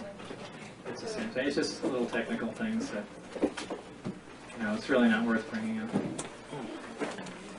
Yeah, real quick, did you see the paperwork, how they got the disc to start with? No, it's pure speculation. What did you have the Geiger counters for, and do you believe that, are there dangerous levels of radiation in this area because of testing they did previous to this point? I think we wanted to see the background level, and I don't remember, it was just like a staple to take along with it, you know. I understand that this area is best high for radioactivity, the background levels are high in this area. Is that true? To your knowledge? I don't know, we had the Geiger counter, but before I got to measure the background, I don't know what it was. Bob, this might be important because Jacques Vallée is such stature, and he's trying to debunk you on the basis of supposedly he's telling your report is only that you saw a DVM and an oscilloscope at S4. As far as the equipment there? Yeah. This is another thing that's gotten so twisted. Jacques Vallée, who's a UFO writer or something, came to see me in Las Vegas. I don't remember how long ago it was, but after the George Knapp thing, and he came down with some producers from Universal Studios who was going to make a movie about his book Intruders, or not Intruders, that's someone else, Dimensions or something. Anyway, they came down with him and they said, well, we want to know what you think of this, and you know, just give us your opinion if this jives. And I looked at the information and he explained it to me, and I said that has nothing to do with the craft that I worked on or any of the technology that I was involved in, you know, period. And Jacques really didn't appreciate that, but they asked for my opinion. So I said, and you know, as far as the conclusions he's drawn, I don't agree with them. I think they're completely wrong, and so on and so forth. So he really didn't like me after that point. So he began to interview me, and he said, well, what did you do here and here? And I went over things, and there's one, and this is on tape. I don't see why he would even make a fuss about it, but he said, well, what kind of equipment did you have to work with? And I said, a wide variety of, you know, of different things. And he said, well, what about your bench? What was on your bench? I said, anything you'd find in a normal tech bench. I said, oscilloscopes, DVMs, things like that. And he said, okay. And then, you know, later I heard through the grapevine that, you know, he's out doing a lecture. And Bob Lazar said he back engineered the flying saucers with an oscilloscope and a DVM. And, you know, and this is on, it was on tape. And I think a lot of that's, he's really pretty pissed at me for shooting down the movie, but I had no idea that was going to be the effect, or else I would have reserved my opinion, you know, right. But you know, it's just the way it goes. What was the physical layout of the compound where you worked at like? Could you describe it? It was long. It was about up the side, on the side of the mountain range there. Where all the hangar doors went alongside, and then there's a long corridor that goes down in back of the hangars. Off that corridor comes several rooms, only 2 or 3 of which I've been in. The medical area, the lab that I work in, and then there's a small little room where I write some briefings and things along those lines. But I haven't been in any of the other rooms or know if there are things behind it or underneath it. So that's all I can help you with on that. Last night, John Lear said that you really didn't believe that there was anything unusual going on in those space shuttle shots. You thought it was ice particles, you know, these ones they've been claiming are STS-48. Oh yeah. That's not ice, it's dust. Or dust, whatever. There's no ifs, ands, or buts about that. You know, that's. Have you seen the Hoagland yeah. Yeah, I've seen the whole thing. I've seen a copy from NASA, and it's, you know, unfortunately, it would be neat if they were flying saucers, but if you see a bright white flash first, that's the positioning thruster firing on But the the left side of attitude the shuttle. of the shuttle didn't change, right? No, it doesn't, it normally doesn't do that. You know, those are station-keeping thrusters, and that, it all depends. If the thruster is firing in the direction of the shuttle, keeping its forward momentum, there'll be no attitude change. That's only if they're firing a pitch rocket will you see a change like that. And the fact that it flew forward means it was firing in the direction of the shuttle. So those little dots and things you see, I mean, I firmly believe, because I've seen other things along those lines, are right on the lens. They're not on the horizon. That's why you see a flash, there's a delay, and then particles that are normally floating in space, you see dart off like that because of the delay time from that. And, you know, until I see something else that leads me to believe that, I know it looked neat, you know, like there was a flash and something came up from the ground, but if you just watch that and think that these are right against the lens, and that bright flash is one of the linear thrusters firing, that, you know, you'll probably have a different opinion of it. But what about the right angle move? It's a 45-degree turn, which means it has to stop. Right, you're talking about little dust particles that are moving, and then when the thruster fired, you know, it doesn't, there's no mass to them in the reverse There direction. are other particles in the video that do the exact same thing. They're all Yeah, if you look at the whole video and not just the crop down, there's all kinds of junk floating around, and when that thruster fires, there's about a 1 second delay and everything goes flying off exactly like you'd expect. Everything goes flying off and drifting except for one item that accelerates at like 10 times the speed of all the other items in the video. Yeah, but there's Have you seen Hoagland's detailed breakdown? yeah. Okay, what about when he's talking about the light coming over the horizon of the planet, under the layer, I forget what he calls the layer, and over the ionosphere, but over the horizon? Yeah, but that doesn't, it still doesn't make sense. It doesn't take into account that something is right on the camera lens. Did the tape that you listened to, did it have the last transmission from Mission Control? Did they have the I really don't, I don't remember. No, I'm not standing on this like this is absolute fact, but from what I've seen. Most of the tapes have had that edited off. Last of the tape said, heads up, rad gun. Which means pay attention and keep your mouth shut. I don't know. I mean, that's my opinion, and I haven't seen anything to veer me from it. But you know, I always remain open-minded. But I don't know. That's all I can say. You mentioned the photon earlier. Do you think physics is taking a wrong turn by looking for exchange particles when you're talking about the strong force or gravity there? Not clear on why you're skeptical about the gravity. About the graviton? Yeah, every other force seems to have an exchange particle connected with it. No, not necessarily. I mean, they make it have one, but you know, as time goes on, that really hasn't held true. And you know, the bottom line is they don't. Well, first of all, they don't even believe there's a graviton anymore, so I'm not the only one.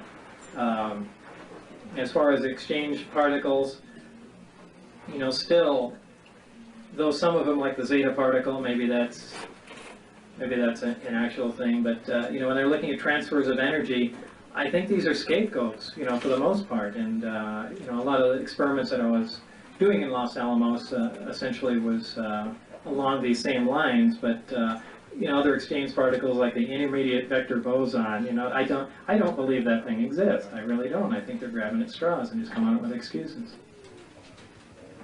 Did you use or see any kind of drawing, mechanical drawing or electrical schematic? Oh, sure. Any kind of documentation, Yeah.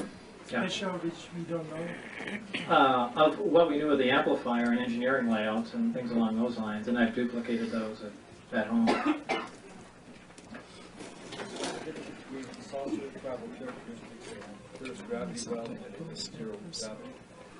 Is there a difference in? I mean, the ability for monkeys, how is it affected by zero gravity?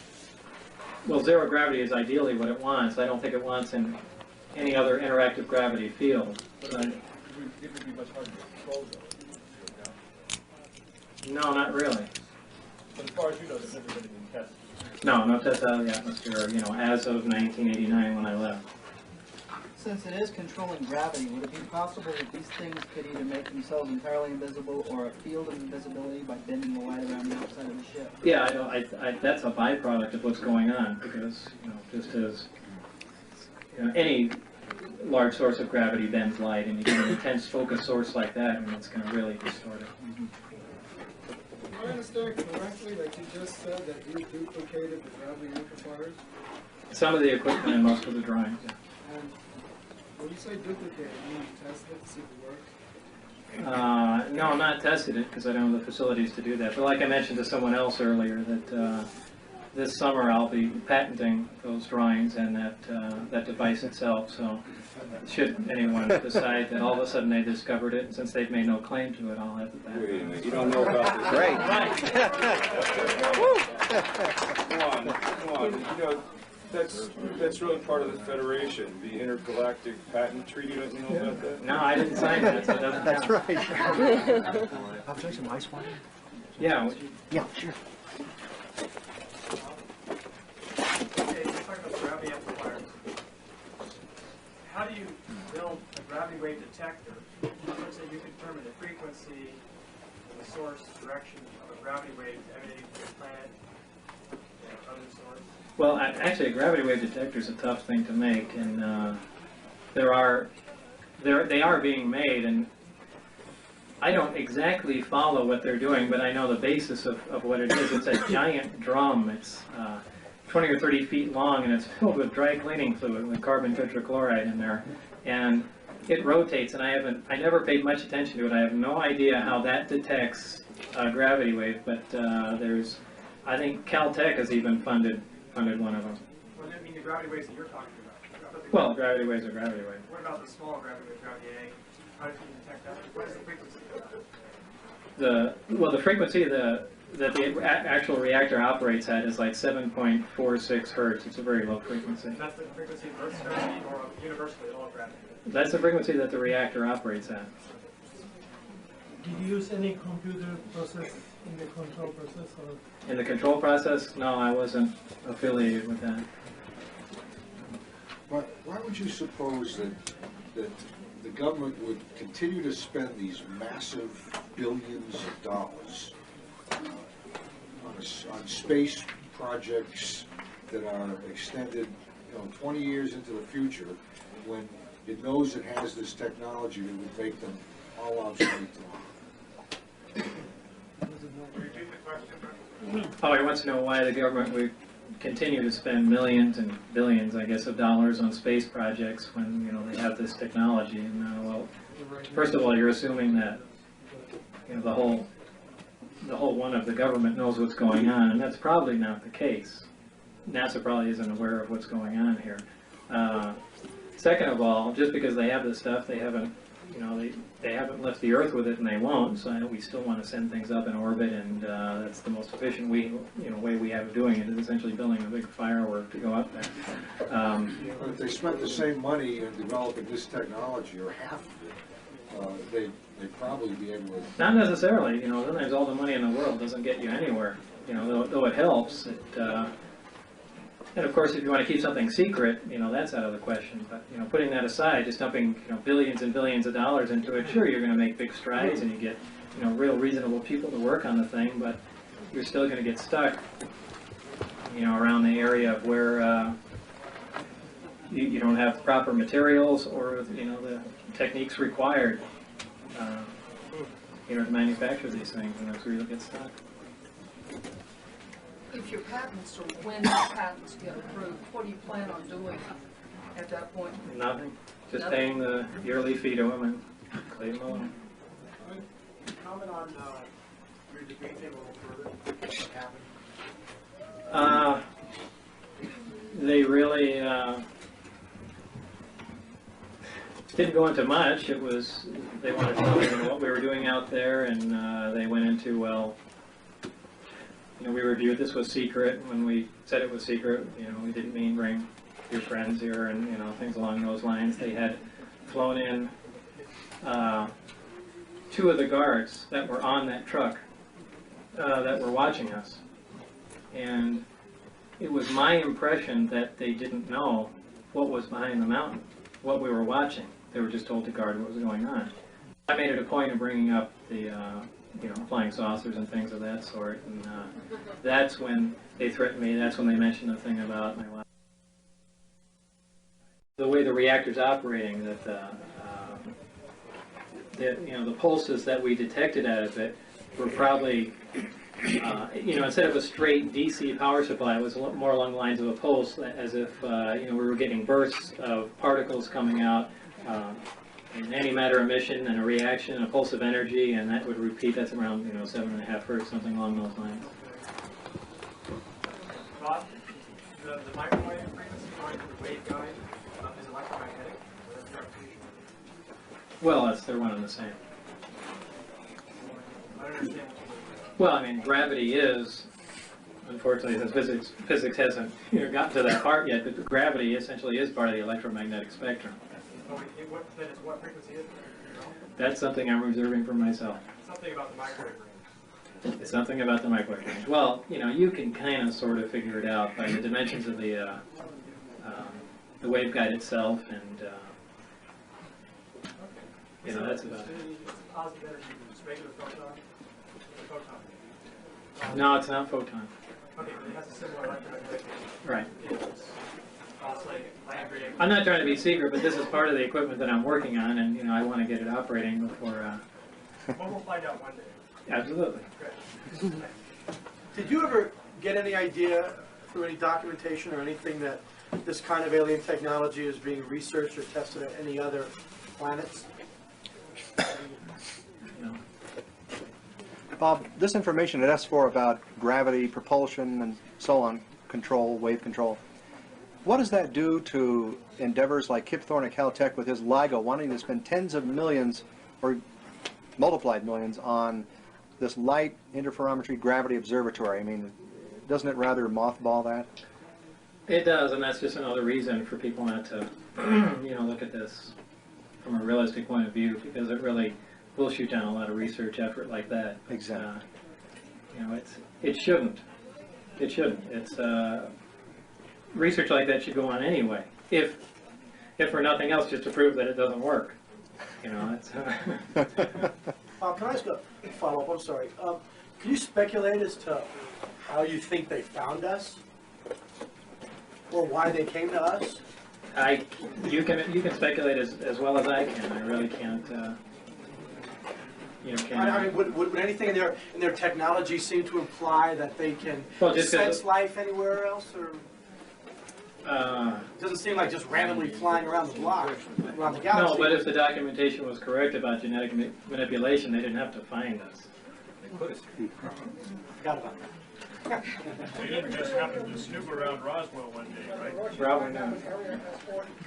You ever hear anyone allude to the fact that maybe the Russians might have their own area S4?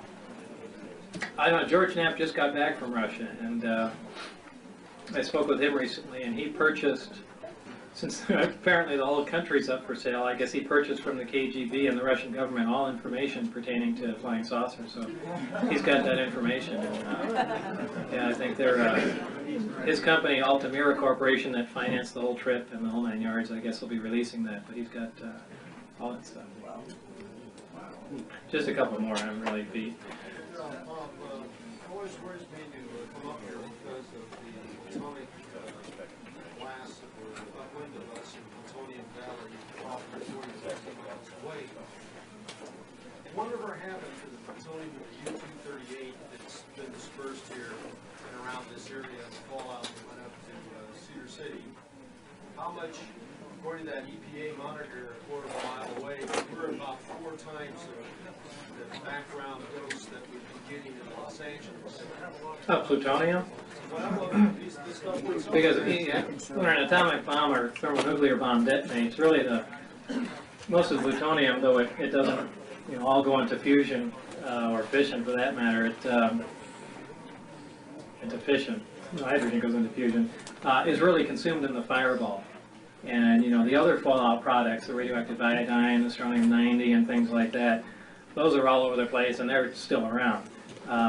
But time has gone by, though most of them haven't even reached their half-life yet, but they're diluted in a large amount of space, and it's relatively safe. The concentrations aren't that high. So if we went down to Groom Lake Road and got chased out by the guards, and all the dust that got in the automobile... Oh, that's no problem. you die of something else way before that. So Bob, the Cache Landrum saucer that gave off this tremendous radioactive radiation and causing these ladies irreparable harm, how does that fit? That's obviously not element 115 gravity wave propulsion. No, it's not. I think that was, I'm not even convinced that that was a alien craft. That might have been a government attempt at a nuclear powered craft, incredibly dirty, obviously, that, and they, just looking at some of the, medical photographs, the burns and, the loss of hair, was either gamma or neutron radiation, and I don't know what the status is. Well, that brings up another question. Our friend Jeff, who actually saw the saucer up close, it shot out at him right at mailbox. He saw it up close. We showed that earlier, by the way. Anyway, he said that he got a sort of a sunburn, probably from UV. Is it possible these craft give off Well, UV? beta burn is also, looks like sunburn, yeah. Beta particles, electrons. It looks exactly like sunburn. So this would be the radiation from the craft and the excess. Yeah, but if you just were going for a blood cell test, a high white cell count will verify that it was radiation exposure, because you get that reflex operation. Bob, I know it isn't your first choice to make public appearances like this, so I just want to tell you, in case nobody else states it clearly enough, that we, all of us, really appreciate you coming out here and speaking.